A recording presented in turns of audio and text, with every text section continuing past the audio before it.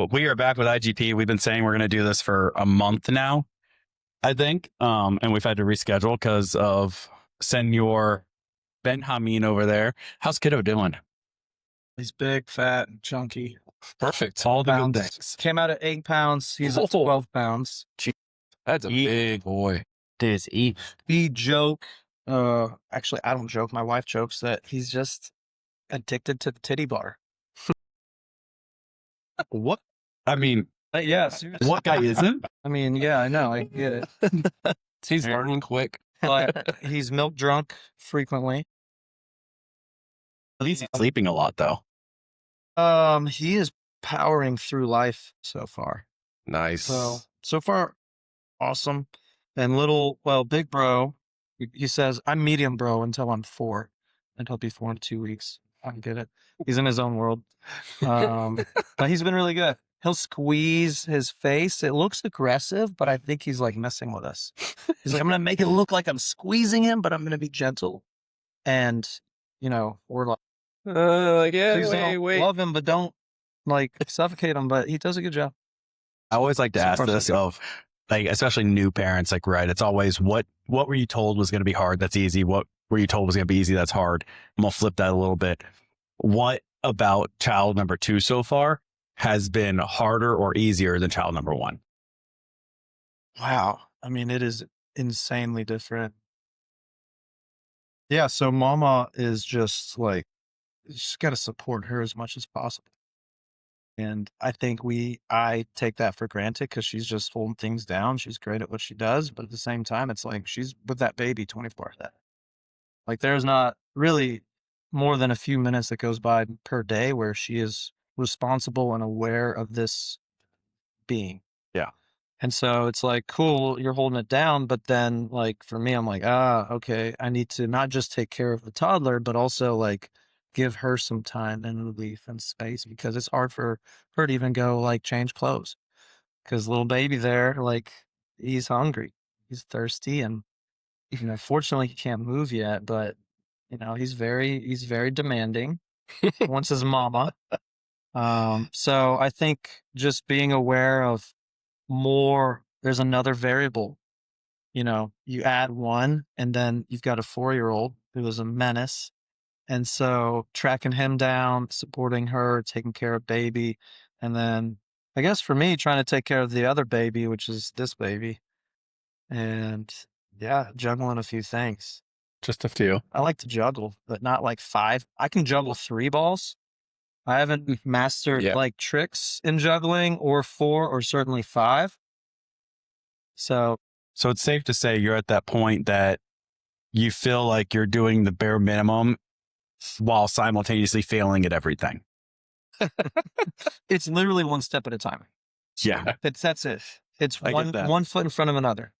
What's something that you've changed going through? All right, we had baby number 1, first child, and then now you got second child. Have you taken a little bit different approach to? I think baby number 2 is way more chill, probably because second go around, it's like, all right. You're more relaxed? More relaxed. I think mama's more relaxed. I think it's, in that sense, more experience, obviously. So you're less concerned about when he is going through regressions or growing pains. Like, cool, this is just part of this. Were you ready to get out of the hospital? Dude, we did it at home. Oh, okay. Birthed at home. Oh, I caught Mateo. I caught David. Did you say hot puppies? Blue 32. Same delivery position, same pass. This time I was more ready. It's awesome. So, that was cool. We kind of the midwife predicted everything. It's like, okay, it's not her first rodeo. So we put him down, and as soon as David was down, her water broke. And so she came upstairs, water broke, we had everything prepared. We were debating whether we should go to the midwife house or just stay there. And things were progressing quickly. So we're like, yep, let's just do it here. And labor in the bedroom, doula, midwife, sister, all coming into the house. Davi sleeps through the whole thing. I guess this is pretty common. Wow. For in-home births, like, I don't know. I think the mother's brain just kind of knows, okay, That's he's down. Kids are down. I can relax and do my thing. Water can break because technically we're in labor for several hours. Yeah. At that, No medication, no painkillers. Oh, wow. That's impressive. which I guess that's how they did it in the olden days. Yeah, me. And evidently, this was all new to me. Learned a lot with the midwife, but I guess the body just releases the hormones in the right time to kind of get them through the birth. So these natural drugs do kick in. Pretty intense first go around, second go around, way easier. You kind of knew what was going on. So the body was just ready to, it's like, Yeah. oh, I've done this once. Ready to Spurt go. was like the midwife halfway through. She's like, I don't know. You guys might need to go to the hospital. And my wife was like,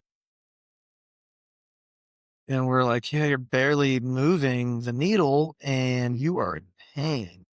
And then like, I don't know, she hit another level and then we ended up giving birth at the midwife home. And then again, this time around, they're like, yeah, this will probably happen this way.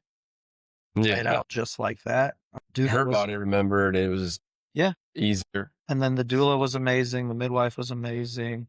At the end, the midwife was like, hey, do you want to see the placenta? And she was just so excited about it. I was like, yeah. And so she like lays it out in the bathroom and she's like, this is the sac. And these are all the vessels. And like, it's beautiful. She lays this thing out. It's like half the size of this table. Wow. And she's like, look, it's a tree. It's the tree of life. That's why my logo is the tree. And the placenta literally just looks like this beautiful tree. And it was cool seeing her like admire the placenta so much. I was like, that is super cool. I mean, that's literally his vessel. And so, they do whatever they do with the placenta. Some people do, they save the stem cells and all. Yeah. Yeah. I'm like, FOMO. I'm like, should I save them? It's not getting any younger. Right. They're like, that shit's expensive. Man, maybe I can just like blend them up, put them in my smoothie. I got some discs that are degenerating a little bit. Maybe I should. The same. I should have done that. This placenta Gosh, looks I'm nice. hurting. It's a good placenta. Yeah. Cut the umbilical cord. And then, you do skin to skin and then they're out. It's like, okay, cool. Baby at home. Awesome. And then next morning, Davi's like, hey, it's a Yeah. right on. This is cool. Let me squeeze you. Squeeze your arm. Pro tip, my wife did a bunch of research and she had gifts from Mateo to Davi. So like he had a little baby Charlie Brown. And so we were like, hey, Davi, Mateo brought you a gift. And it was like a baby Charlie Brown. And Davi was like, that's cool. Like, it's my baby. And he like pretended it was in his belly. And we also gave him a puzzle because Davi likes puzzles. And so he was like, cool. Thanks, Mateo. You're my homie. And then a few weeks later, he's like, Mateo why you bring me a Charlie Brown? I was like, don't worry about it, bro. But, I think it's common for older sibling to be a little jealous. Yeah. Of course. I think that's very common. So with the gift, I was like, got him on his good side. And plus he's like, dude, Mateo screams a lot. He's loud. He's very loud.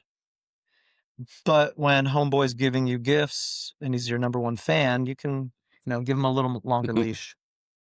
One of my sons asked if we could take Bella back to the hospital. So we, bam.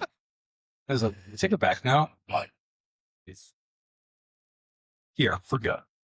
You're not gonna. Oh my God, that's funny. Okay, well, great way to start the show. Hey, that's a good update. Excuse me for a sec. Oh yeah, you good. With a bunch of baby conversation. Yeah. As he gets called. Yeah. By stuff. Definitively. It all depends. You can yell at Ben while he's down there where he starts walking back. Sounds right. They walked on coast. Dealing with that guy. This one is more subtle. They would probably clean it up fine. just that mower was so blended in with our audio that it was just bad. It's just so bad. You heard it like, and then it even at some points it was going like a little hyper. There was like I'm like, what happened to us? I was like, did I hit a fast forward button as it was going? I don't even know what was on the agenda. What was on the agenda? Sunday. We're talking about my lesson, mainly because he's played with me and coached me, and you've played with me. So we can all talk through on the constraints line. Periodization, the mental strength. Yeah, that's about it. That's all we had on the agenda today, since no one reads my text or responds to. I was busy today. So one of the dads on the baseball team was really big into baseball cards, like collecting or cards with giant sports cards. So we're gonna create baseball cards for the kids. What, dude? Why not? Well, you sent me the baseball card template and just print on cardstock. Yeah, so I told him I would handle the design. He's our statistician, so he has all the stats. So you'll flip the step, put all the stats on the back. So I'll do the design. You have to send me all the information, and then I will send you the PDF so that you need to go handle the print and the pack. I mean, we need to make an Alex Casimiro PGA Tour baseball card and then put your season stats on the back. Bro agrees and reg. That's me. 10% fairways in regulation. Average 31.6 putts around. Our 5 score was 6.5. Average distance to pin on first approach shot, 33.7 feet. Up and downs, 0%. What's another one? The bounce back. Right now it's my driving. Because even like my trackman, I set my auto one putt to 4 feet. So I set it really tight. And even with that, my trackman has a plus 1 point. So like I'm hitting greens. It is getting off the tee. That is my biggest. You don't say. Oh, I know. I'm not saying anything that no one doesn't know on this table. Actually, not doing what you're doing? Have I tried not subbing at a driver? Yeah. Multiple times. I'm trying to think. Actually, on Have the you tried scramble, I don't know if we used your tee. In my bag. I don't think we used many of your tee shots when we scrambled. It's not true. We use a lot of them. I think we used more. I think we used more of KD's. We did use a lot of his, but that's because he was hitting 30 yards less than me with dead straight. Yeah. Or he had a nice draw on him. And no, he was mine quite a bit. It was just, I was also going last on a lot of, and it was just a hauling. I hit my mini driver once. I was hitting my driver. except the one time you pulled the wrong one. I remember you walked like, dang, I pulled the wrong one. Yeah. I get to the tee, and at this point we had been waiting. That was bad. My mini driver set of my driver, and I had it teed up for a driver. You just went swung, and then I think you skied it right. And I said, fuck it, we're going. And I have the facing right. Yeah. Welcome back. So we are going to talk through, since this is I guess me being conceited or selfish, but since all of you have tied to my game, want to talk to my lesson. Okay. And kind of some things that clicked in that, because we had a good conversation about constraints, which is exactly what Colin and I talked about earlier before the podcast. And then Jason has had the luxury of seeing, because we played a scramble together last Thursday, which was after my lesson, and maybe seeing some differences in the game. So we can talk through how, I'd love to hear that. we can talk through how all of that, Outside perspective. talking about all of that plays It wasn't that a helpful, role, actually. and how it leads into periodization, because we know some of the stuff I've been looking at maybe doing this summer. Yes. Love to Good get your topics. feedback, because we've been together for 4 months working now. I think we started seeing you in December.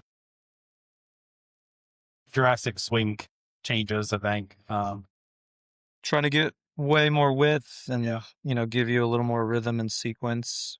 So in 4 months, how do you how would you rate my progression towards where we know I want to go? Well, I think the diagnosis was the same, but what we did this most recent session was a different approach, which was more focused on you self-organizing within the task at hand. And that was a focus of, okay, let's put some constraints in there. Obviously, you know what you want to accomplish. You're like, yeah, I get really wristy and fast, and, I'm cool with it.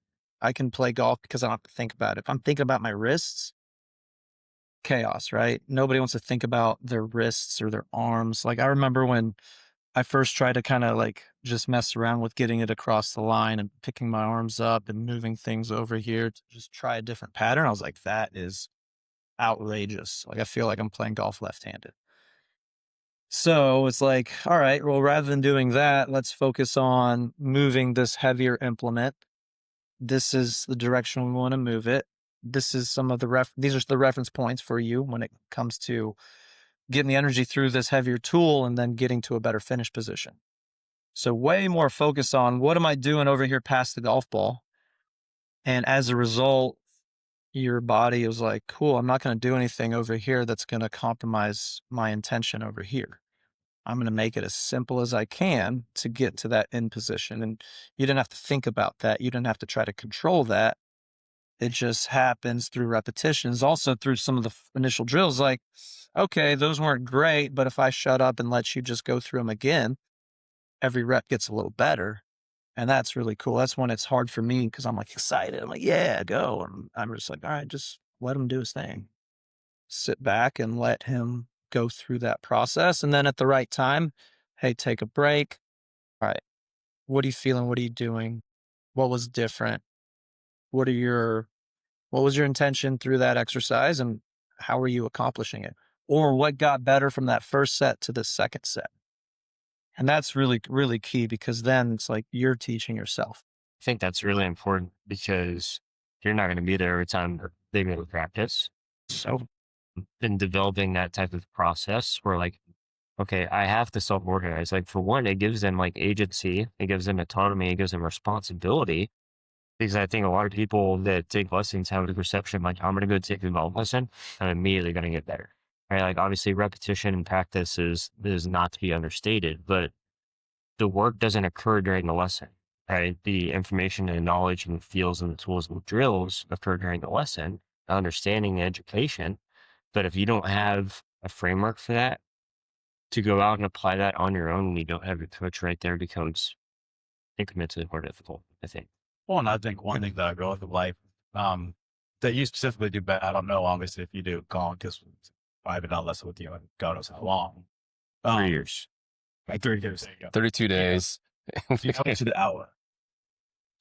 Plus or minus 12. Fed makes me do the recap. Like he'll ask me, hey, what do we do today? What recap? I actually like that because exactly what you said. It's gives me agency over. I don't just come to a lesson and do what I'm told. I'm trying to internalize it and put it in my own words that I can then remember.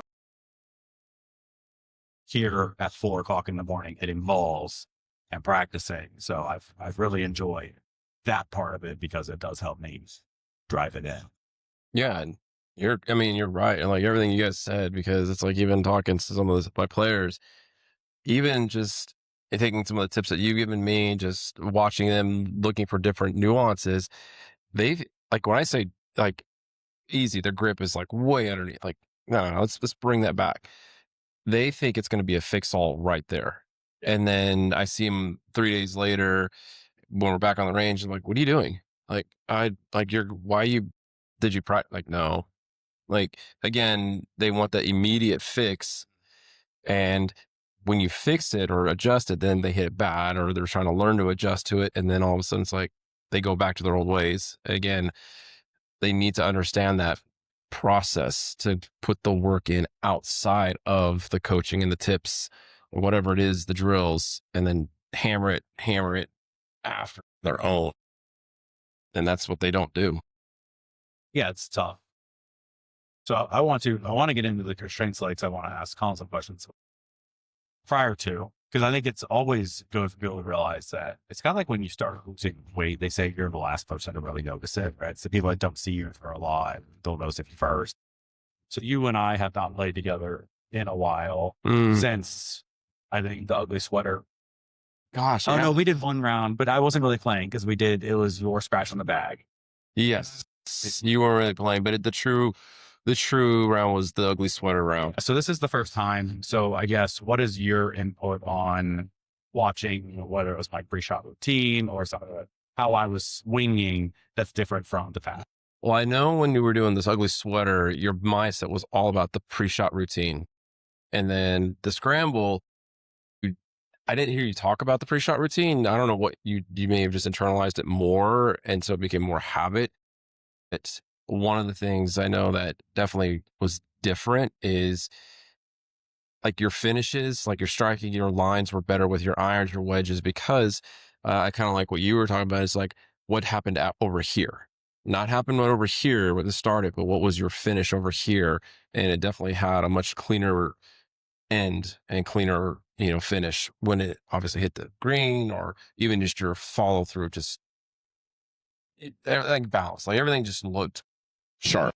Yeah, on that side of it. So, I mean, there's definitely a different process that was coming through. I know we joke about it, but I mean, obviously a lot of your shots were still much more controlled than the last time I saw you. And that's, again, it's all progress and things just building into it. So what I did then was my pre-shot routine. No, we said do those 3 kind of Scheffler shuffle with the highs. Just some That rehearsal. was my pre-shot routine. I do 3 of those, controlling that flow point, high finish, right? I mean, Yeah. Even though you finished even yellow, you were up here. Yeah. Yeah. It was a lot more controlled. Did one, we should have placed 3rd place. We should have been more serious because we actually probably could have walked away with something. We were tied for 3rd and we lost on a scorecard.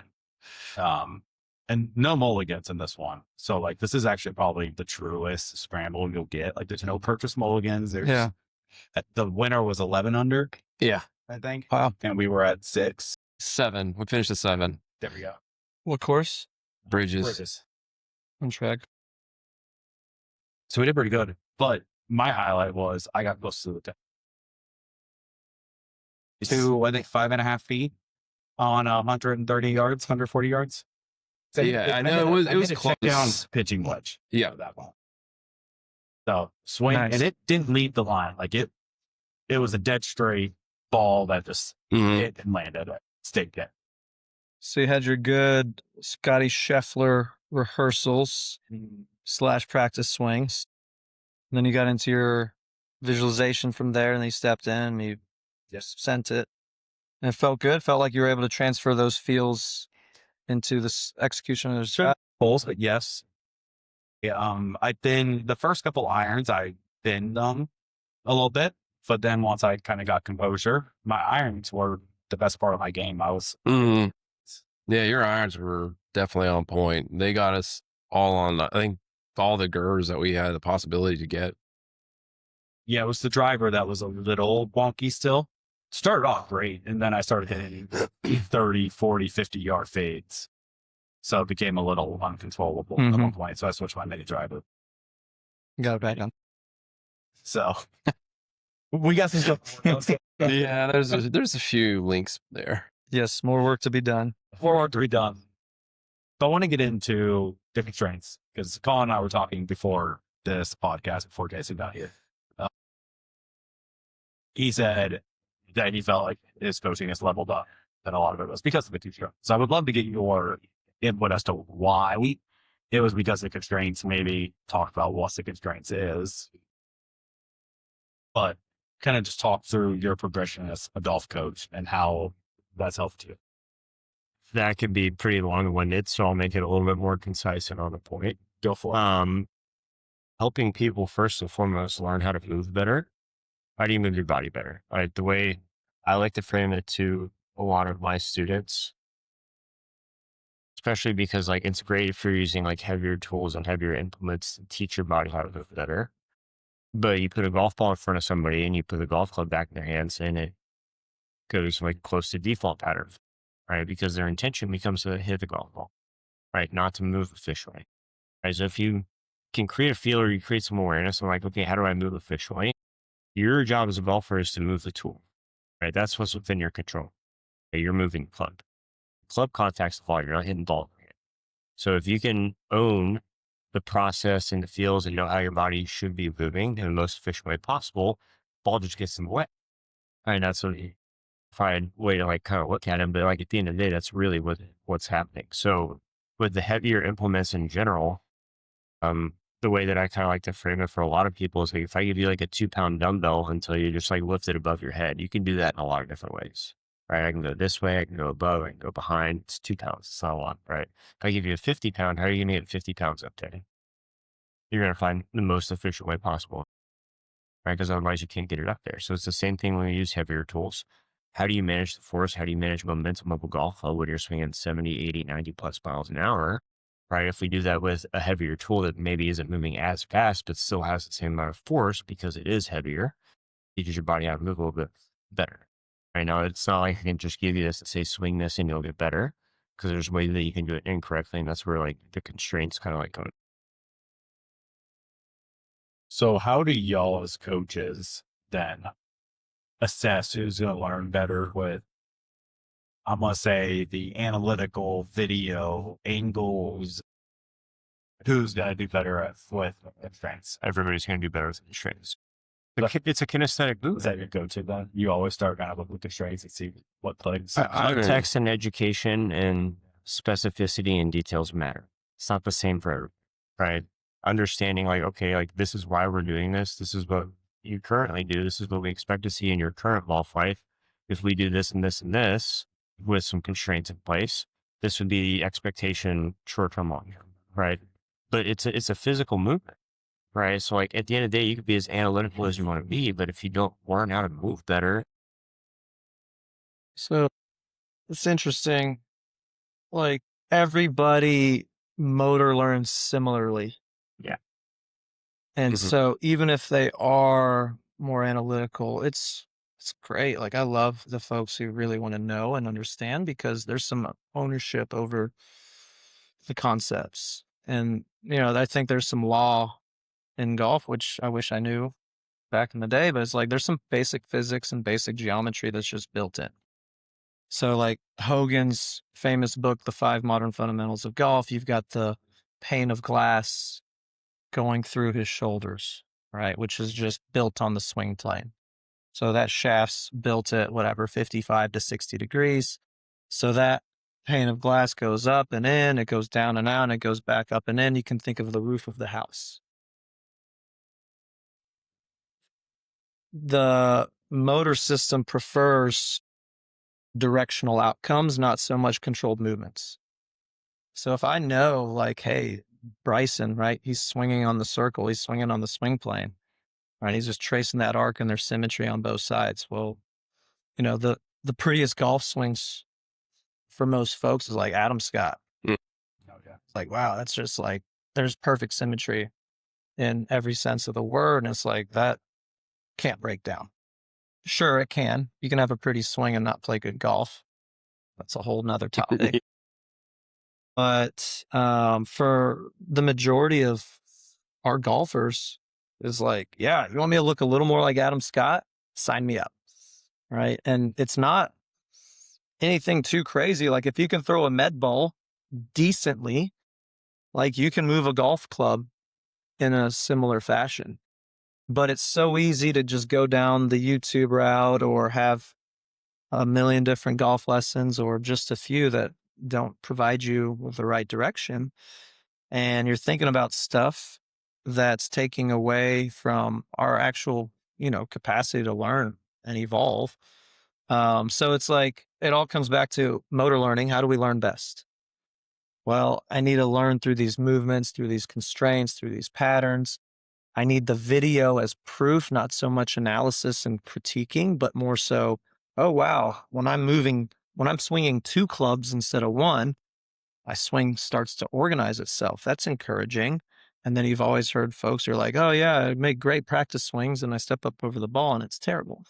Well, it's not like they're that far away, but they aren't bridging the gap. So that's the next piece. Like your practice swings being good and fluid and continuous, that's a positive.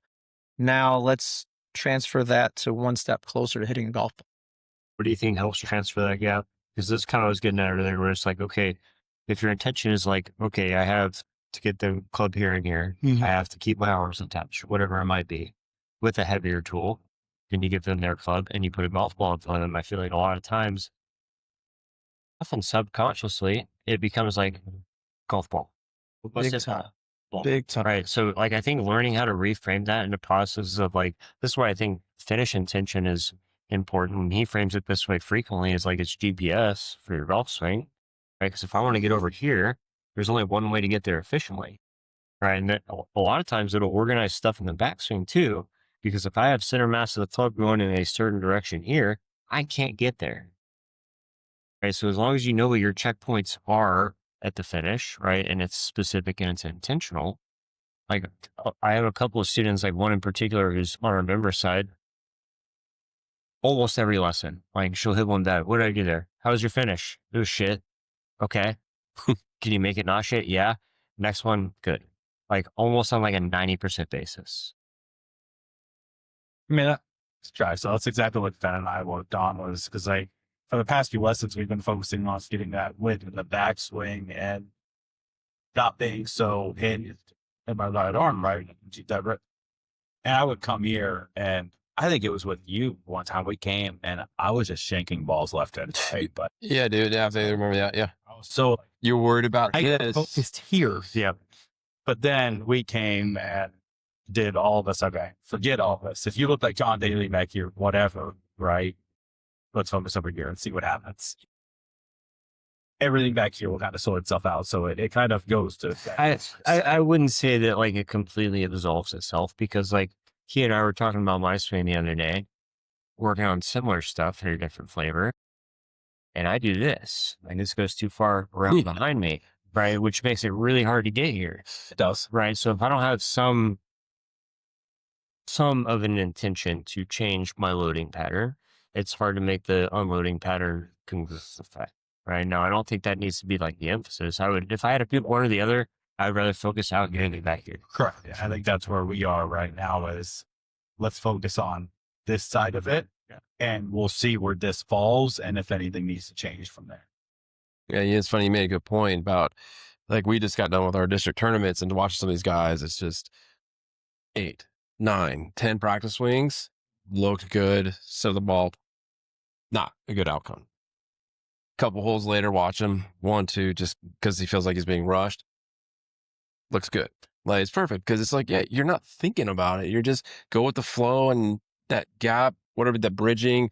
There's something with not going fast, but if you sit there and being efficient, taking 10 practice swings, you're feeling for that perfect swing, and then it doesn't come out. The outcome doesn't happen. So it's interesting you mentioned that, because I've watched it for 2 days develop, and it's so true on every spectrum, the top guys to the bottom guys. That's the hard part is, you know, with other sports, you're in a position where you don't have time to like think and react. You just have to react. Every other sport is much more fast paced. With golf, you have a static object just like sitting there waiting for you. So like, how do you put your brain in a position where it's like, I'm going to react to this object? Yeah. Correct me if I'm wrong. I'm pretty sure it was like Hogan that, remember that like 50s golf video that I sent you like probably a year ago at this point? He's talking about the swing starting well before you get into your address position. It starts before you get into your setup, right? Because there's a whole rhythm and flow and like Think box, play box, reaction element, right? And that's the way to think about it. But I mean, even the one that I sent you was from like the 50s or 60s. And this is where like the waggles were, you know, Thing that you should do it. And it still probably is a thing. I see a lot of students there, and I used to do this myself. I'm sure you remember this when we went to Scottsdale first time, right? Because both you and Sam like said the same thing to me, like, why do you look like a robot that's set up? Because I was just like stagnant. I was just like still. There's no athleticism in that, right? There's no dynamicism in that. I want to touch on that, but I'm going to ask a question first, because when I touch on it, I'm going to lead you to what I'm asking. You mentioned Adam Scott. Everyone says, oh, he's got a great swing. If we take away anyone over the age of 35, let's say Rory at the old end of this question, at 36, who would you say as the most like textbook swing on tour now? Well, I mean, if the category, I mean, textbook is like how well do they strike it? You know, like how consistent is low point? Aesthetically textbook that people say, I want to come in and I want his swing. I mean, a model, if you will, just a neutral model. I think that's how I would frame it. What's the most neutral model?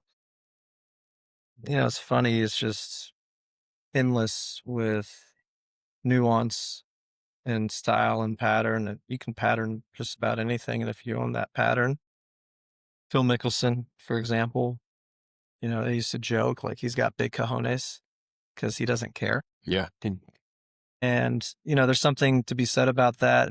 Going back to the Olympics most recently, all these studies come out. It's like, what separates, you know, the gold medalists versus everybody else? Because they're all freaks. They're all dedicated. They're all periodized and performing at their highest level at that stage. It's the ability to control your attention and get into this automaticity where I just own what I do. I just trust it. I go and I let it go under the most tense moments. Easy to do after like 2 fireballs and a hot dog, maybe. And then you lose it. You know, it lasts for like 2 holes. Same to your guy. It's like, oh, they're taking 8 practice swings and then they suck. And then they took 2 practice swings and they're good. Well, how sustainable is it? Yeah. To me, that's just inconsistent, right? Like if they're making several rehearsals beforehand, like Spieth is like a rehearsal king. He's like, he brushes low point like 20 times sometimes. And he's back and he's into it and he's going and he's like hitting an amazing shot because he's in his creative state. So, you know, Jack would sometimes waggle over the ball for a long time, but it was Jack. So what are you going to say? And then you got Scott Fawcett talked about Tiger, 14 seconds. He was a machine. He was a robot. He was a robot in the sense of as soon as he started walking in and he set the club and he went through his process and he had a look at the target and he went, it was 14 seconds. So would you say that both of those are like, obviously they're both viable, right? But I think a lot of that, like there's golf personality type, well, there's shots too, right? There's certain shots that I stand over. I'm like, wow, there's a lot going on here. The wind, the water, you know, the carry distance, the lie, the situation versus a shot where it's like, cool, it's the first hole at St. Andrews and you've got a 300-yard fairway and it's downwind. Kind of like the 8 traits, right, of champion golfers, right? You're going to have strengths and weaknesses in each. Some people might feel like, if you look at it from like a Scott Calc standpoint, are you a ball striker, you're a shot maker? Some people, I think, probably benefit from being a little bit more free flowing rather than structured. In Tiger's instance, look at his upbringing, right? He was trained from the get go to be a machine. I agree. And to each their own, right? That's why I don't use a line when I'm putting. I'm in my corridor, might shift, right? I may play it higher or lower, you know, as I work my way into the ball. I'm not, you know, saying I have to hit it on that spot and that's it. There's your aim point 101. Well, you know, I think if you use aim point as a tool, you know, the best putters still have this artistry and this sort of jazz and this free flow, if you will. All that as a tangent from best looking golf swing. I don't know, man. I mean, everybody loves Fleetwood's move. It's phenomenal. So it's not necessarily what I had in mind. Who do you think? A lot of people like Ludwig's move. He's got a very smooth. Morikawa? Angel Ayora, I think, is, you know, DP World Tour Spanish guy that has this textbook looking golf swing. It's really nice. Jake Nat from what's that? That's your Fred Couples. Yeah. If you like, if you're into that. Yeah. Well, you said who I was leaning towards because it leads back to the waggle part and just like the quickness. When I think about the textbook swing, it's Ludwig's. And he's quick. He pulls that trigger fast. It's like he stands over the ball, he raises the club, and he goes. And I try my best to get like that because I've tried the waggles and I've tried. Well, Otherwise, I just lean in front of the ball. really fine line, right? Because like if you're trying to do that, you might put yourself in a position where you're like unintentionally and maybe unconsciously like rushing yourself. Agree. Because you're trying to be like efficient and quick, right? But that Or you're might not- Patrick Cantlay and, yeah, it could not be congruent. I mean, nothing against, like everybody's got he's different.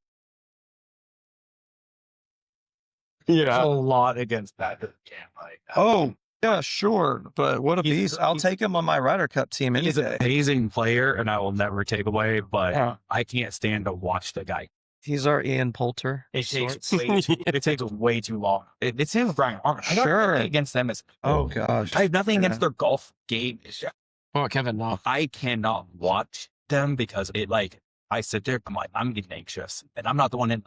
That's so interesting. So that part of like how we close the loop, it's so interesting. It's like, okay, I've got all these pieces, and the majority of our success stories on the front end are getting people to move better, getting people to not do things that are compromising their normal range of motion and putting them into positions that are inefficient when it comes to hitting a golf ball, and more importantly, inefficient in how you move your body.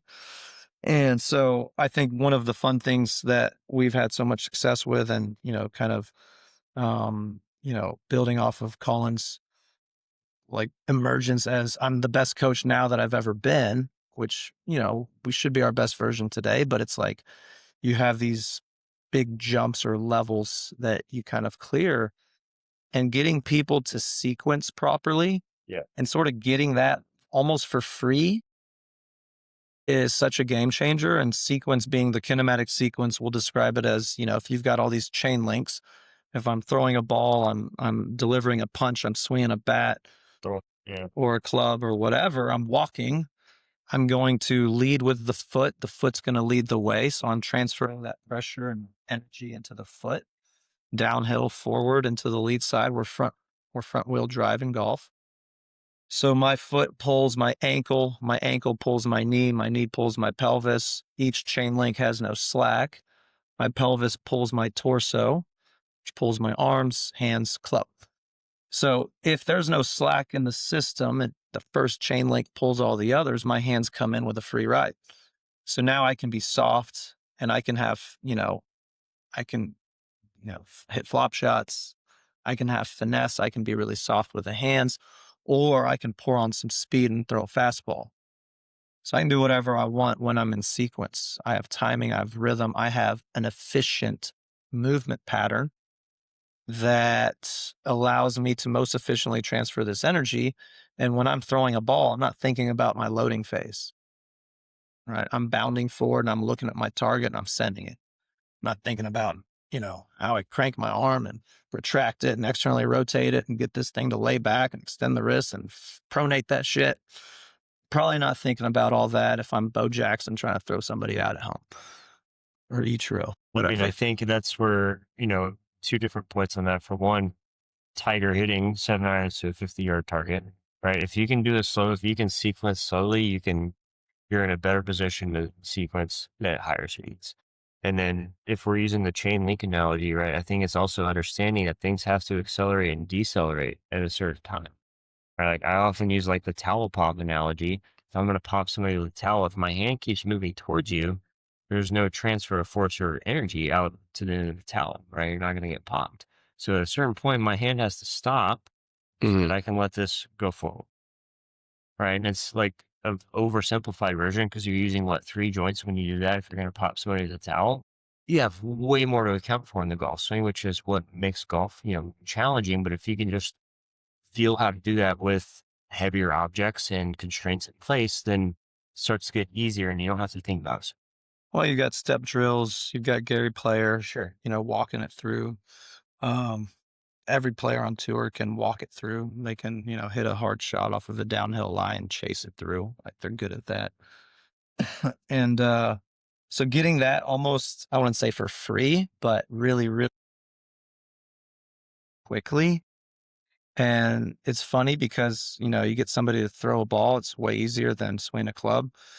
But when they can feel that rhythm and that harmony with a golf club, it's like, oh, okay, cool. Like that resonates, like that clicks. I can do that. That's something I'm actually good at in other things. I just don't do it in golf because that ball's not moving. And oftentimes we'll put it back in our stance because we want to lean the handle and hit down on it. And then I have to sway to get behind it. And then I'm out of sequence. And then I get this, feedback from a lot of players like, yeah, I feel like my hands have to take over. My hands get quicker. My hands rush. Well, whenever that's happening, it's because they weren't in sequence. And so it's like, okay, let's find the core issue. I was out of rhythm. I didn't get into my lead side.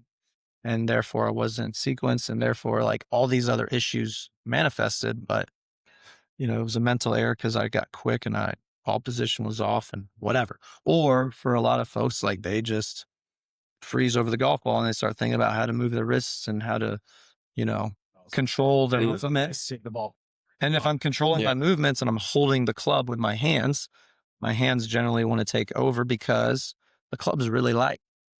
And so I'll use the cue oftentimes, like treat the club like that rope, treat the club like it's 2 or 3 or 4 clubs, or treat it like it's a 50-pound Indian club or kettlebell. If that club is heavy to you, you'll move it differently. That's why junior golfers pick the club up and they open up their body and they lay it down and they flip it because they're not strong enough to move a heavy club. But then you have, 40-year-old adult, he's like this guy and he's bench pressing a bunch. He probably doesn't do a lot of swinging a thoracic extension mobility exercise, and he's never picked up a golf club. He's like really good. I can kick a ball, I can throw a ball, I can swing a bat, but you give me a club, can't hit it. And I'm laying the saw and I'm slicing it and it goes nowhere. Swinging really hard, but it's like, spinning at 8K and coming back at me. Meanwhile, this little kid has better form just because he's not strong enough. So he treats the club like that heavier dumbbell. And, at the end of the day, it's like, if we can just help each individual understand this is how you motor learn best. So, we start with priming the nervous system. It's like, whoa, in golf, you don't hear this, but in Olympic lifting, it's like normal. I need to prime the nervous system before I step in. I move heavy weight. I need to protect the joints, protect the body. I need to make sure that I've got these big muscles ready to rock so I can move this heavy object. So they prime the nervous system. We should too. Right. And a lot of tour players do, but amateurs don't. Yeah. Sure. It's so easy to do. It's different than warming up, right? Because warming up is blood flow to your muscle. Priming your nervous system is in conjunction, but a little different, right? You can use, if you've got a Theragun, right? It's not a massage gun. It's really actually an activation tool. And so you can go over every muscle group and, out on a scale of 1 to 10, you're pressing at a 2 or a 3 or a 4. And, you are kind of waking these muscle origin points up. You're waking up the nervous system. And then you can do some really simple activations using a wall, using the golf cart, a curb, a tire, right? I can push really hard into an object. Marines use this all the time. I can push hard into a wall and stabilize and activate and, kind of prime the system to say, okay, cool. I need these muscle groups when I'm swinging a golf club. Min Woo Lee talks about I swing with my core. So if I'm activating my core through, I've got 2 or 3 clubs and I'm moving it back and forth relatively quickly. I'm stabilizing through the feet. I'm not twisting around, moving these 2 or 3 clubs in a pretty smooth circle with the arms staying pretty passive and connected to my torso. All of a sudden we're sequencing, we're activating, we're improving our movement patterns. We're improving the way we move this club in space, and we're priming the system. And so we can activate, we can then go through some basic drills. Glide and rise was your deal, is kind of the, walking forward with the rope. You got the Scheffler, then you did it with 2 clubs, then you did it with 1 club. You're like, wow, now my legs know exactly what to do. Your ground force experts would be thrilled. But yeah, dude, you create more shear and more verticals at the right time. Awesome. I love that, right? That wasn't the conversation. It was more direct the energy this way and move it as efficiently as you can. Hey, the ground reaction force is kicked in. Awesome. But more importantly for us, it's like the joints moved better. Yeah. And they all contributed. And the reaction forces were more of a secondary I think I know element where to you're going with this, but I was gonna say, what was the first thing I did on the range? both of Scramble. us, Yeah, both of us, and I can attest to this. Even a few times I got out and just played the practice on in my tournament. Like literally, I probably hit 30 balls total. Most of the time I was literally taking like 2 or 3 wedges, just getting us against the same Nice. thing. Both of us at the scramble, we That's hit cool. like maybe 10 balls, and my swing felt fine. Like I'm less worried about like the kids today, like going to the range and hitting 40 balls. It's like, no, I'm more about getting the muscles, getting that rhythm, getting that feel. Find home base. Exactly. You need a home base. I did that for like 10 minutes. Yes. Swinging 3 clubs, kind of doing the glide. That's so good. I can almost get too far on the range. Good. I love that. On average, how many balls do you guys hit before you play? Now, shoot, like less than 20. Tournament or recreation? Somewhere in between. I'm right now like about less than 20 as far as actually swinging. Chipping and putting is a little bit. If Jason and I go out and play, I'm hitting no more than 10. If you and I play and we got a little money on it, somewhere between 50 to 30. Tournament, I'm probably hitting closer to 50, 60. Between putts, chips, and range. Yeah, putts, chips, notwithstanding. I'm going to say around 45-ish in a tournament, 45 to 50. So I work my way up between wedges all the way to driver. I don't have any solid data for you. If we were to go play golf right now, we show 35 minutes before tee time. I guess I'm probably somewhere around like 20 to 30. Really don't have an answer for you. Fair. Honestly, like in a perfect world scenario, I'm getting to the course 75 minutes ahead of time.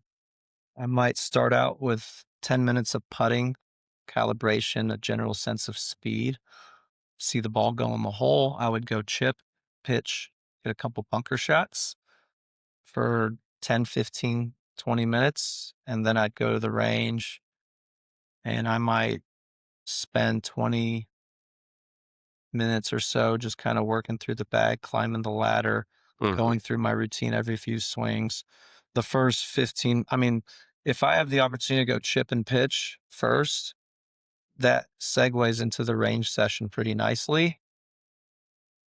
And then, I would go through that routine 10, 15 times, hopefully, on the range. And then I would go back and hit a few putts, another 10 minutes of putting. I would go to the first tee and then I'd send it. That's ideal. Realistically, I'm getting out there and it's like, okay, Truck slamming. Truck slamming, shoes are barely. let's try to laced. calibrate. I'll pistol grip. I'll try to get some stuff activated. I will attempt to climb the ladder, do some, basically, half swings and then 3 to 9 swings, find a rhythm, get things lined up, square the face up, get things lined up and hopefully squared up. Yeah. And then, like, if I can pour on a little speed towards the end of the session, that's awesome for me right now, realistically, as a 40-year-old dad, 2 kids. So I think doing the putting and chipping first, this is actually something that I remember talking to Alice about probably 3 years ago. It was like a warm-up routine. That was something I don't know if you told her that or I learned her, like she learned that elsewhere and I learned that from her, but doing that first, a lot of people want to go to the range and then you go spend 10, 20, 30 minutes chipping and putting, and then you have to go make a more aggressive movement on the first tee. Like, why would you not, like, it's similar, it's priming your nervous system, right? Why would I not take, like, one of the more recent things that I do, swing it close to full speed, shot full, and take that to the first tee, right? And to your point too, blending the movements, if you can make knee to knee, waist to waist, rib cage to rib cage when you're doing chipping and pitching, you take that as your warm-up swings into the range. If you can strike the ball from there, more only speed, maybe swing a little longer, generally promotes better contact, better control from shoots. Yeah. Yeah, I do like that you went there because I was thinking a similar theme when we were talking about how everyone kind of learns different or plays different or warms up different, even from a that perspective. And like, I'll never say golf is the hardest sport, because I think it's controversial, but I think golf is the most fascinating and nuanced sport out there, because most other sports, you know, hockey, they have different shaft flexes in their sticks, but for the most part, all have the same curve, right? No, similar. No. You're way off. So we might take that one off. Because they're playing on the same rink size. But no, we It's the same size. so even like baseball, you have a few back shapes. You have different lengths, different ounces, but a few back shapes. I mean, most sports are pretty uniform in what you do. Golf, you have hundreds of shafts. You have hundreds of loft, lives of thousands of ways to fit someone, even to grip size. Sure. It is so nuanced. And then when you get into how do you warm up, I personally fall into the same vein that you're talking about. I actually like to chip first, because I can work on the tempo, getting really wide, taking big swings, almost a flop shot feel. And that helps me go to the range and hit a little bit better tempo, go to a wider field. Whereas some people might want to puff first. Some people want to start getting a driver first, because they feel like if I can hit rolls first, everything else is in control. This is something that I've been doing for about 6 months, and it's helped under the same like guidance of Tiger hitting 7 irons to 50 yards, right? It's the longest club that you have, right? It's going to be the longest your body is going to move. It's going to be the longest hand path. So I'll hit 5 drivers before I start hitting anything else at like 40 miles an hour, because I just want to feel a sequence and a rhythm. I want to feel like my body will lengthen a little bit on both sides of the swing. Generally, it's pretty like lazy and unintentional. Like I just want to feel long and fluid and like try to sequence it correctly and make good contact. But then I'll go to a ledge. If I go do that, my whole round is terrible. Interesting. I can't, because I don't have the same body control that you have. Body awareness over a driver. So you put a driver in my hands and I say, oh, I want to hit this at 50 miles an hour. I think that's probably doing a lot wrong. Probably supports the argument for you doing that Maybe. for practice. Oh, for practice, yes. Ben and I talked about that, doing half sleep drivers. Well, that's Hit a driver to a 100-yard target with 1.5 smash. Yeah, sure. We've talked about, I do for practice, but for warm up, if you tell me to go do that in the warm up, my round's gone. But that's my point, is golf is so nuanced that it's a fascinating sport for anyone to get into and master, because there are so many ways to get to the end result. Like we talk about, I believe they can go to the complete opposite end of the spectrum and talk about a map. Maybe it wasn't built for longevity on tour. He played really well for a handful of years there.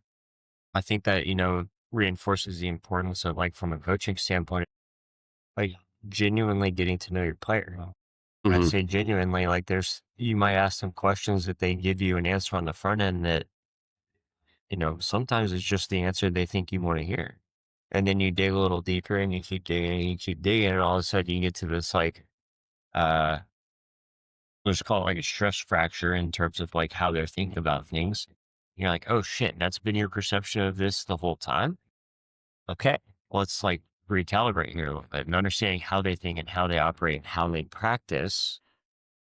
Like generally, one of the more difficult things I think about coaching, because you have to reframe and perhaps even use different verbiage and how you talk to them, even to help them understand and internalize the concepts that you're trying to talk about, right? Because everybody's different, right? There's certain things, like Ben was saying, from a motor learning standpoint, a lot of people, most everybody has a similar process from a motor learning standpoint, right? It's not going to be always the exact same, and there's nuance and detail that's involved. It's part of that. How they receive and interpret the information in the context and the education around what you're doing from a constraints perspective is going to be a little bit different for everybody. I can have 2 players with like similar patterns, and we go through the same constraints-led approach, and I cue it the same way, and I'm not going to get the same result. Why? Well, different body types, right? Different ranges of motion, different ways that they're thinking about things. So how do I modify that in a way that they're going to be able to? We're clocked right around an hour. So if you want to get into the periodization side, because I know Colin always says it depends, we'll make it theoretical. So we're going to put this in a real world application. It depends. We know we're going to talk about what I want to do this summer, right? And Ben and I talked about this in my lesson of the 3 things that I've targeted were the Texas AM, the Texas Mid-Am, and the US Mid-Am, the qualifiers. They're decently far apart in qualifiers. So let's talk about periodization, because Colin and I talked a little bit about this prior to the podcast as well. So I know kind of he has an opinion. So we put in a real world application of, okay, we know Alex is scheduled. We know what Alex is right now as far as a swing. How would you suggest periodizing me for these tournaments? Is there one that maybe just doesn't need to happen because it doesn't make sense and doesn't fit in the sequence? How would you go about it? Talk about a little bit what we didn't really. Yeah. So been toying around with like, how do we condense a lot of this stuff? Because there's so many pillars, there's so many topics to cover when it comes to overall golf performance. Starting with moving better, and then, acquiring skill, transferring that to performance under pressure. There's the mental game, there's how to practice, there's the equipment optimization side of things, knowing how far your clubs go, and then adjusting to course strategy based on the conditions and the course you're playing. So you got all these different segments, and then you can break those down within subsets. So there's a lot. Golf's hard.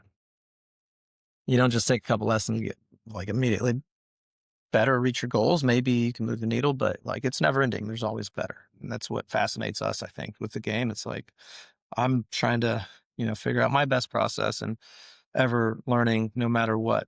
Every miss is an opportunity to just learn and get better. So move better first, which we're doing, train the brain, and then play the game. So train the brain means, okay, I need to manage my emotions. I need to manage my pre-shot, my post-shot, my feedback loop, my setup process, my expectations, my mental game. How to set yourself up for success. So if you talk about moving better, motor learning, neural mapping, like getting our body to just maintain these intentions consistently, that's a good start. You hear inconsistency as one of the big complaints of a lot of people, probably 90+%. That was my chief complaint when I was 16. I was like, I'm inconsistent. And I was. I could score low, and then I'd be like, why did I just shoot 12 shots higher the next day?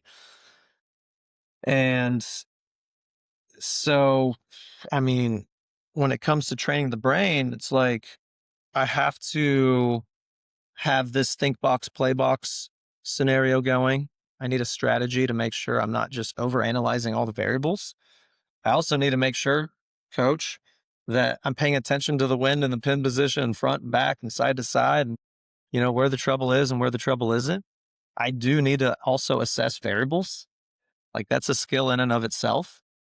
And I need to take that into committing to a shot, rehearsing, feeling, going through this blueprint of mind's eye on the target, quiet eye on the ball, trust it, send it, no expectations. I'm either performing or learning. So if I perform, great. If I didn't, it's an opportunity to learn. I have to go through a feedback loop. I need to learn from those misses. It's very important, especially during the round. And then I can identify it, correct the error, validate what was good, correct what went wrong. And then I'm excited when I put the club away. I've got another opportunity on my next shot or on the next hole to, execute and perform. And if I don't perform on the next shot, it's another opportunity to learn and get a little better. Necessary building blocks. So I think instilling that today, no matter what, is crucial. And that's going to help your periodization process, because those are things you can start to apply right away. That took me a long time to learn. You know this more than anybody else. Well, yeah, I think that's not something you just learn and it sticks either. It's like, I've got to continue to be disciplined and practice that. Well, the hard part is where you get these like rounds or these like ball striking fits where like it's like so like, okay, yeah, I might miss a few, and then you get to like a little, stretch of rounds where you're just like, That's fight or flight, right? yeah, and you're not hitting it clean at all. And like, yeah, you get the panic when you're like, what the hell is happening? Yeah. Do I change course? Well, and it's And like watch a quick YouTube video, or do I lean into it? sometimes you don't even have enough awareness to do that. You just default to your default, all right, which is just like being frustrated, like, okay, like, oh, I'm gonna fix this now, instead of like, oh, like I messed that one up, or you start talking poorly about yourself and you have negative self-talk and you start cursing yourself and stuff like this, and then you're like, you're not moving in the right direction. I used to think I needed to do that to play well. I got to get to that like next level of intensity. Yeah. And then that's just not sustainable. It might work for a few holes, but it's not really sustainable. So Colin and I both played with each other when I think we were both in one of those fits of can't figure this out. Yep. And it's like, as a friend, you're It's hard to plot. trying to like, all right, they need space. So I'm going to say anything. Right. Try to say something and it doesn't really work. Because they're going to hear it. Because like Ben said, it's fight or flight at that point. Yeah. Like you get in this whole tunnel. Like I think of it as like, I don't know, Carlos framed it to me as golf quicksand at one point. And where it's like, you feel like yourself sinking a little bit. Mhm. And then you start trying to like fight yourself out. Well, what's going to happen? See you later. well, that's our job, right? Yep. Is to provide that systematic process to go through Right. so that I can identify what was the error. And that's hard to do. That's really hard. That's why playing lessons are very important. Going on course and just helping them learn in the moment of ball position was too far back because you were on a downhill slope in a bunker to a short-sighted pin. And you hit a decent shot, but it was a little heavy and it went 30 feet past. Move it forward, open the face more, lean the handle back more, and everything else was great. And it's like all of a sudden they're like, wow, I was so close. Versus like, ah, man, like I should this wrong. I should have hit it softer. No, Yeah. actually, you should have opened it up and created more speed. So, I mean, this goes to It's- like, I think is a nice segue into like post shot routine, which you talked about visualization. Like if you hit a bad one, go through your routine again, practice swings after you hit your shot, put it back in your bag, you pull it again, and that's the last shot that you hit. Yeah, correct there. Like, Visualize a better outcome. a framework for that is important. Like in the way that I kind of like put it for a lot of people is like, if we look at Division 54 stuff, right? How's my balance? How's my tempo? How's my tension? Mhm. Right? If you can answer all those in affirmative, well, how's my visualization? How's my commitment to the target? If you can answer both of those in the affirmative, which I think a lot of people have a hard time being honest with themselves, like I did actually visualize that. Maybe they don't know what it means. Maybe they haven't found that particular element of their game yet. But that just comes with, to Bill's point, like doing it with repetition and sticking to the process. Okay, third stage, how was my setup? Right? Did I have the ball in the correct position? Did I pick a correct target? Right? Was my process from a setup perspective oriented correct? A lot of the time, I feel like through those like 6 questions, one of those is going to be like a mostly, right? If it's a mostly, then you should probably like pause at that point and like think a little bit about what you did, try to learn from what you're. That's what I was saying. Yeah. So I think, I don't know if you said this already, but a lot of times like these mechanical errors start to render themselves when you don't have a process that's like fundamentally sound, right? Because if you change something from one swing to the next, how are you supposed to problem solve? You have way more variables than you have to account for at that point. I change my grip on this, or no, I open the face a little bit, or so I have to ball a little bit further back. If you do that from one swing to the next, and you're getting different results, like what's your base? I could speak to that. Like I played my first tournament in a while, and I had a strategy, game plan, positioning. First, it's like great first tee shot, second wedge in, left the face open or something. But throughout the whole day, I kept myself grounded. I didn't shoot well, but I definitely kept myself grounded, where some of them was like, make sure my grip is always going to be the same that we've talked about. Make sure I'm just transferring, getting that shoulder dip. So I've always kept that the same. So I can, like you just said, minimize where I'm losing possibly that strokes. Like my setup was fine as far as grip and posture, but then it's like, oh, ball position did get heely on my face. Like I remember like playing back, oh man, I was set up, ball was like right next to my heel. I'm like, I don't know why I did that, and then just kept grinding through and didn't steer away from it, and just, trickling pars, bogey par, but finished all the way to the end, just fighting out to keep that consistency. That's the really, really hard part, right? It's like, how much do I stick to the process and keep doing the same thing? versus how do I self-correct and self-organize, right? And this is what I would qualify as self-organization, understanding what your tendencies are, right? Which feedback is helpful for. And even in an indoor environment here, you might have tendencies in an indoor environment that render themselves differently outdoors. Mm-hmm. Like I've seen people, like even like myself, I can make my swing look really, really good in here. And then when I'm in the heat of the moment and I have someone take a swing video outside, I look at it, I'm like, that looks like shit. That's not what I was trying to do there. But being able to bridge that gap is this. Mm-hmm. And people are just going to operate differently outside too, right? It's 70 degrees in here and you have a good lie every time. Right? What happens when you have a downhill bunker shot? Right? How are you going to adjust that? I will say that is one thing I told Jason prior to us playing at the scramble. I said, I have not played an outdoor swing since early January.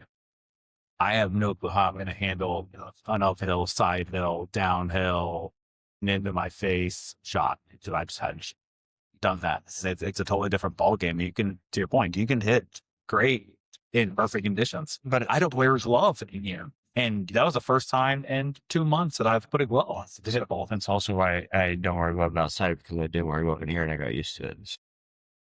So what can you transfer from this environment? So Scott Fawcett talks a lot about block practice with just setting up, going through routine visualization, setting up the same way every time.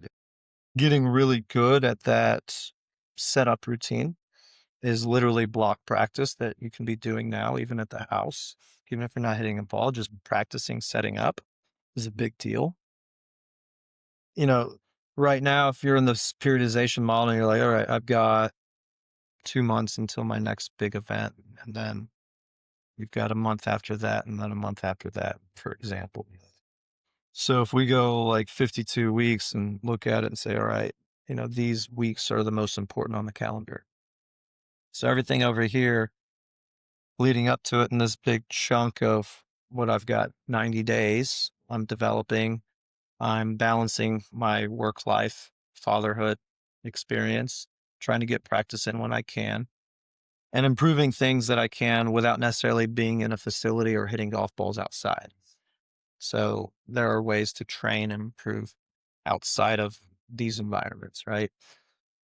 And so, now you're in this developmental phase of moving better, training these patterns, neurologically repeating these things, right? So your nervous system's getting used to the same exercises, the same drills, the same intent, the same energy, the same constraints. You can do that in the backyard, right? You can go grab 3 of your clubs and just move them in a half circle and actually improve your timing, your sequence, your arm structure, your ability to move this object in space repeatedly, Ludwig Oberg-like. You frame it like a periodization in the motor learning context. A lot of the people that we count, maybe not a lot, a decent chunk are folks that have at a minimum 9 to 5s. They're working 10 plus hours a day. They have a spouse, they have family, they have kids that they have to attend to. Going to the range twice a week for 45 minutes to an hour and a half is not a reasonable expectation, right? They're like, oh, I don't have time to practice. And I'm like, I don't believe you. All right, you can afford 10 minutes a day. The frequency of touch points and repetition from a motor learning standpoint, this is something that Dr. Gray talks about that learning tops on optimized movement book. If you can do it in a more frequent fashion with specific intention, right, and certain constraints that you're aware and intentional about, 10 minutes a day, you do that 6 days a week, right? That's 60 minutes of practice a week. And you don't even necessarily have to hit a golf ball, right? Now, is there something to be said for still going to hit golf balls? Yes. Right? You need to understand the turf interaction. You need to see the ball fly through the air. But you do, but reps are reps to some extent. Even like when my son plays baseball for practice, there's obviously, he's a catcher. There's a catcher behind him, right? Like when I'm coaching the catchers, one of them, if you're in the back, you're going through the motions too. You're in your stance as well. If the ball gets past the first catcher when we're doing some drills, you're trying to block that. Like there's something to be said about mental reps that are just as important as actual reps. So I think what you're saying is 100% correct. Shadow boxing. Yeah, I think there's still a place for all of the reps. Yeah, nothing will replace the real reps, even on course versus in here. You need both. You need all three. You need all. You need everything. Everybody's availability. Yeah, Right. From it's tougher. yeah, everybody's a little bit different. But some reps are better than no reps if you're trying to get better. Yeah. So if your availability is doing some shadow swings without a club while you're stirring, I had one student tell me he was doing rehearsals in the shower. I'm like, okay, I've never heard that one before, but I would rather you do it there than What conditions? I've I don't know. done that one before. A space shower to really feel Like, if you turn sideways. That's why I do my activations. yeah. I did the activation in the shower. Do you really? Yeah. oh, cool. So Frank, activity time, you're kind of getting some steam room action in the shower and doing activation. So I mean, yeah, if I'm Justin Rose and I've got a performance van, then, yeah, I'm doing Norwegian sauna and I'm doing some red light therapy and, you know, I'm taking But I mean, my vitamin C and my electrolytes and getting my hyperbaric chamber time in. to like the whole reps thing, you changed my grip, like getting it a better neutral position. I mean, I could be sitting on the couch and just getting to that point of just practicing getting it to there, so it becomes less to think about. It just is very natural. when he messed with my swing, that was the Colin. I'm pointing like listeners. Yeah, I know this guy. When Colin messed with my grip 2 years ago, I did exactly that. I put a club right next to me on the couch, and so every 5 minutes I would grab. Right, just retrain. And because like what I've seen a lot of people do is like they won't think about the grip adjustments until they look at their coach now when they're at the range the next time, and they'll do the grip the way they're supposed to be doing it. They'll hit like 4 or 5 balls and they'll hit them like shit and be like, well, this isn't working. I'm just going to go back to what works. You should do those kind of things when you don't have a golf ball first. Right. I think we talked about it. A lot of the training stuff we've done, all the lessons, I don't think I hit a ball for you. Yeah, I think I hit a total of like And I'm striking it 5 better. balls last lesson. Yeah. Well, it's fun when, you know, we get people moving the heaviest rope. It's that immediate feedback. And, you know, what's most gratifying for me as a coach is when they just start doing it on their own and they get addicted to the movement pattern. And then they grab a club or two and they start, you know, it's like, hey, these are the big training wheels. Let's minimize the training wheels until there are none. And that's, you know, that's positive motor learning. Those are good constraints because now the affordances are being developed with success. I'm actually stacking wins. Every good rope swing is another win. And then I can pull those training wheels off a little bit and then test it and see if I can do it in another setting. Similar pattern, same intent, same energy, same kinematic sequence. Now can I do it with a different tool? Okay, cool. Can we take all of that away and do it in this environment?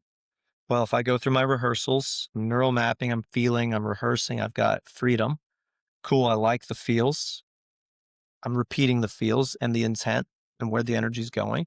Then I can go in parallel to the ball and make 3-ish continuous practice swings, brushing the turf in the right spot. That's very important because that same process is what you have to do on the golf course. Yeah. I'm in the thick rough and that ball's sitting halfway down. I need to establish low point control. So I need to go next to the ball and make some practice swings where I'm recreating the feels of the better movement and take that into low point control and immediate feedback. Where am I brushing the turf relative to this particular lie? I'm giving the rough a haircut, but not too thick of a haircut because the ball's sitting halfway down. Or in a scenario when the ball's below my feet or above my feet. Well, now I've got to make those adjustments to this variable lie. Well, the way I do that is to establish those 3 rehearsals or those 3 practice swings where I'm brushing the turf in the right spot. And that's where you have to be honest with yourself. Where am I brushing the turf? If I'm typically brushing the turf behind the ball and I see that club landing and interacting with the grass at the ball, that's not far enough forward. I need to get my low point more forward in these practice swings. So how do I do that? Well, I start moving further into my left side. I start sequencing better. Then I've got to keep my arms straight and rise. All these feels of the better movements of the drills, of the repetitions, kick back in. You're like, oh, this is familiar. So despite having to adjust to this lie that's 3 degrees above my feet, I'm able to adjust the club and my setup and still recreate those same movements. And a lot of time that's like somewhat intuitive and athletic. If there's a system in place, it is. In system meaning like within the context of this conversation, constraints and intention. And then the pre-shot routine and the rehearsals and the practice swing, and then the setup routine, and then the ability to go quiet eye, mind's eye, execute. That's your system, and then feedback loop. Sure. So I guess constraints would be just a part of that from a rehearsal. The training element. Yes. Because that's the seed, right? That's kind of like what helps foster at least the mechanical piece of that. You still need the process. I guess you qualify it as analytical pieces in terms of like, okay, I need to assess my lie. I need to assess what I need to adjust here in order to get the ball to move the way that I want it to, the club to move the way that I. Yeah, to solve that problem. But I mean, like I'll do, two-way speed exercises with people. We'll do the 3 continuous practice swings.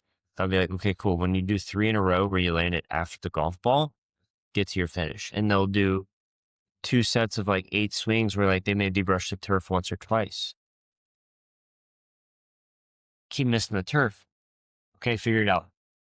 Like I won't help them. Like if we get to that point and that like type of golf lesson, I'm just like, okay, you'll figure it out.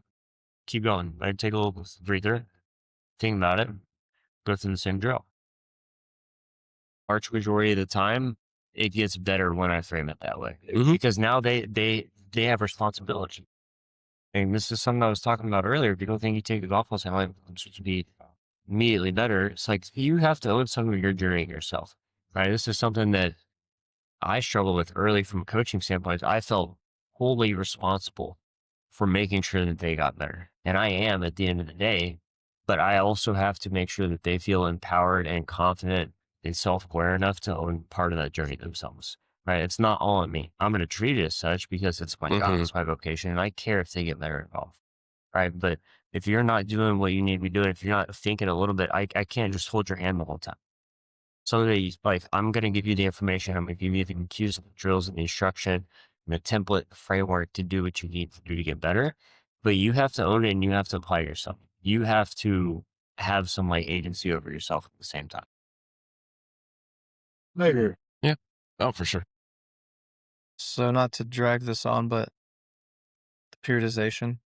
Yeah, I don't think we ever answered that question. Well, we're trying to. Yeah, I'm going to try to just finish that answer for you.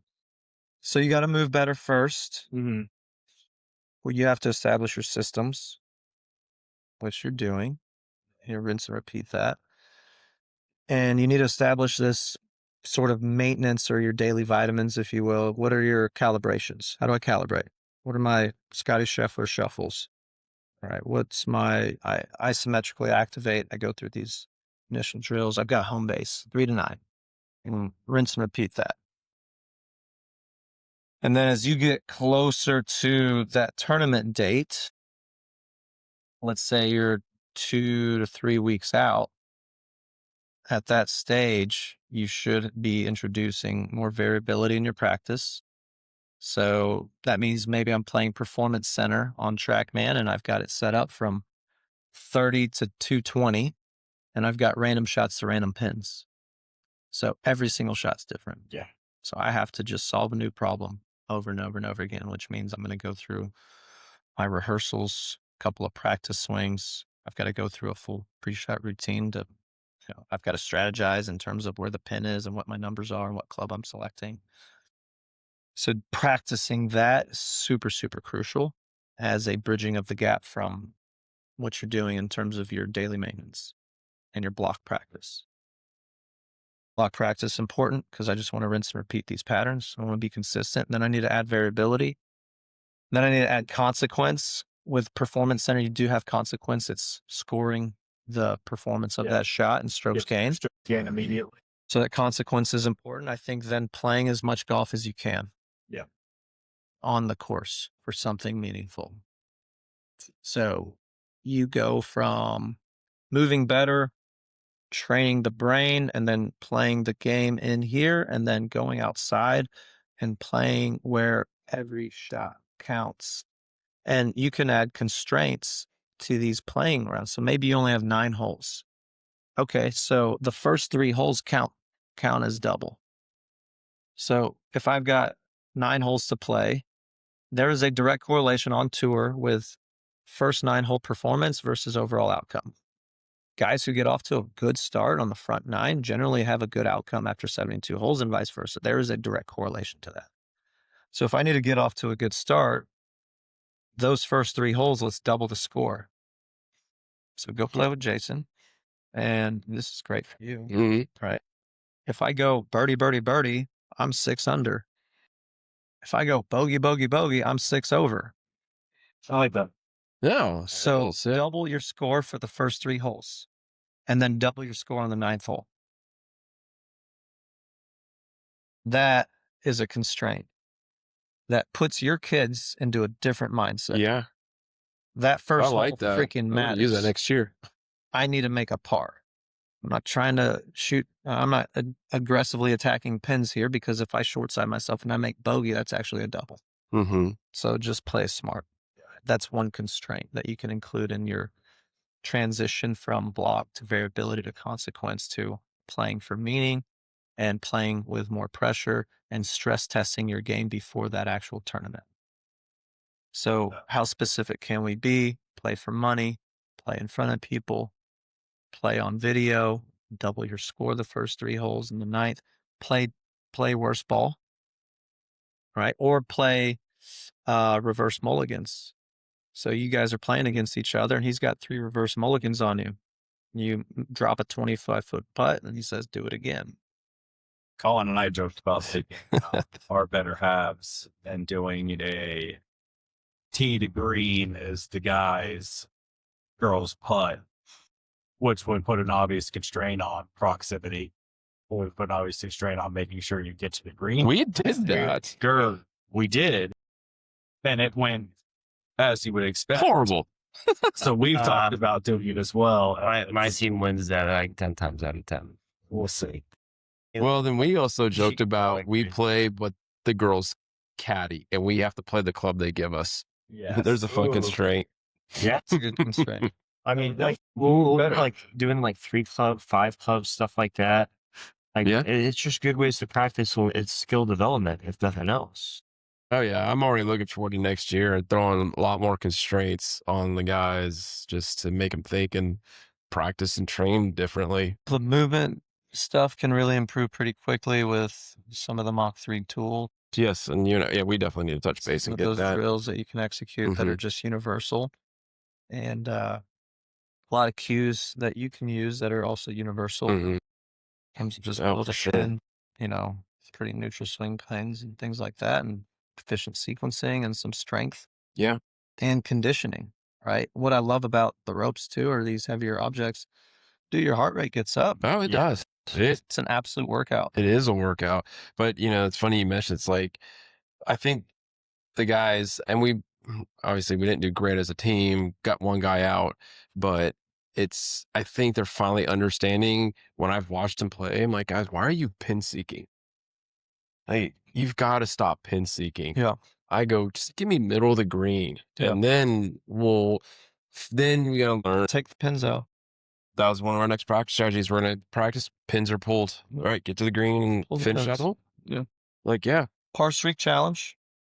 So par streak challenge depends on your handicap. This would be great for your kids.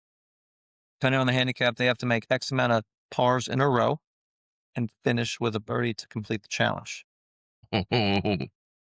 So for you, Alex, what's your rough handicap right now? Whatever, you just over.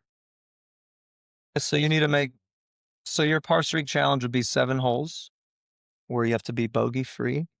You can be 7 under, you can be even. It just has to be bogey free. Okay, so you need to go 7 consecutive holes without a bogey or double or triple, right? And then you have to finish with a birdie. So once you get through those 7 holes, you've unlocked the opportunity to win the game. But if you get to the 8th hole, you don't make birdie, you make par, your par streak's alive, you're still alive. You make bogey, you start over. So you have to make 7 consecutive pars, finish with a birdie to win the game. You got sun up till sundown. Now, if you're a 14 handicap, then, it's like 2 holes. You make 2 holes, 2 pars in a row and finish with a birdie.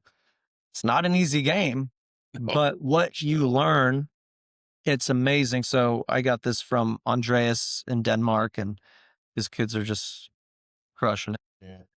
So he said it's amazing how many kids play their best golf in that game. Like they literally shoot their personal best scores during that challenge.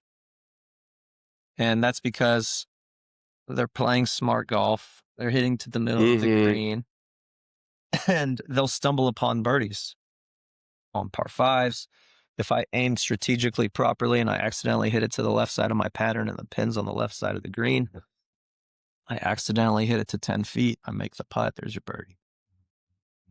It's not that easy, but Yeah. for you, All good stuff. that's a really good game. So, good games to take. So we'll figure it out. Let's go from there. Any last thoughts? Got to get Ben back to his baby. Yeah. You know, mama I think gets I'm in the clear now. I was definitely in trouble earlier. Got blown. It happens every once in a while. You know what? I mean, I'm sitting mellow, but I got a sick kid take over tomorrow. 98% of the time, but today was one of those days. being a parent. We're all there. It So was tough. It was tough. any last thoughts, Colin? No. Put the work in. Put Yeah. the work in. We're performing over learning, progress over perfection. Yep. We're definitely learning in progress right now, but we'll figure it out. All right. Well, we appreciate it, guys. We'll hopefully be back a little sooner than the last time. Hopefully schedules come a little more consistent here. But as always, like, listen, subscribe, YouTube, Instagram, all the fun stuff.